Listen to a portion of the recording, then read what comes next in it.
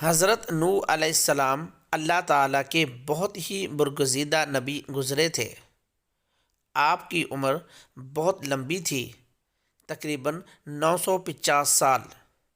900 سال تک آپ اپنی مشرک قوم کو ایک اللہ یعنی حق کا راستہ دکھانے کے لیے تبلیغ کرتے رہے، لیکن اس کے باوجود بھی یہ اتنی جاہل اور نافرمان قوم تھی کہ نہ تو آپ کی نبوت پر ایمان لائی اور نہ ہی خدا پر، بلکہ اس حق کی دعوت کے بدلے میں آپ کو بہت طرح اذیتیں دے کر شیطانی کردار ادا کرتی رہیں۔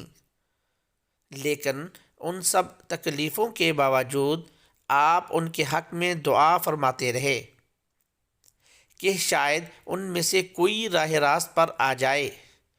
اللہ تعالیٰ کے غضب سے بچانے کے لیے آپ ان کے حق میں کوئی بھی بد دعا نہ فرماتے، بلکہ آپ دعا فرماتے کہ اے اللہ میری قوم کو ہدایت دے اور ان کو معاف فرما دے۔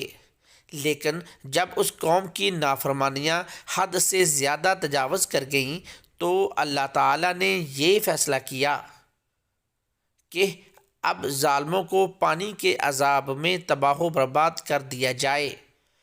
لہٰذا حضرت نوح علیہ السلام پر اللہ تعالیٰ کا حکم نازل ہوا کہ اے نوح، اب تک جو لوگ مومن ہو چکے ہیں تمہارے ساتھی ہیں، ان کے سوا دوسرے لوگ تم پر ہرگز ایمان نہ لائیں گے، لہٰذا آپ ایک کشتی تیار کریں۔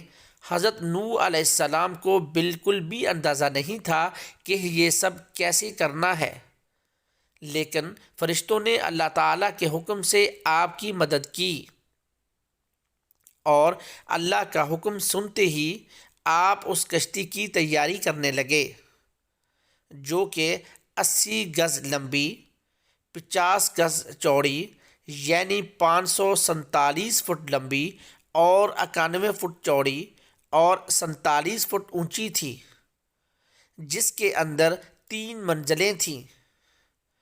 قرآن کریم کی سورۃ ہود کے اندر اس کا ذکر مکمل وضاحت سے موجود ہے۔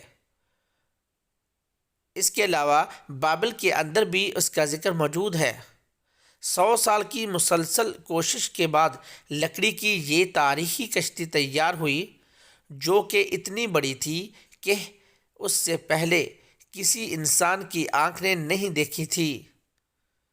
جب آپ کشتی بنانے میں مصروف تھے تو آپ کی نافرمان قوم آپ کا مذاق اڑاتی۔ کوئی کہتا کہ اے نوح، تم بڑے کب سے بن گئے؟ کوئی کہتا کہ اے نوح، کیا تم اس خشک زمین پر کشتی چلاؤ گے؟ کیا تمہاری عقل ماری گئی ہے؟ نعوذ باللہ۔ غرض طرح طرح سے آپ کا مذاق اڑایا جاتا، لیکن آپ نے صبر کیا۔ اس کے جواب میں صرف یہی فرماتے کہ اے نافرمانو، آج تو تمہیں میرا مذاق اڑا رہے ہو، لیکن رب کا عذاب طوفانی شکل میں آئے گا تو پھر تمہیں حقیقت کا پتہ چلے گا، مگر افسوس اس وقت تمہاری کوئی معافی قبول نہیں ہوگی۔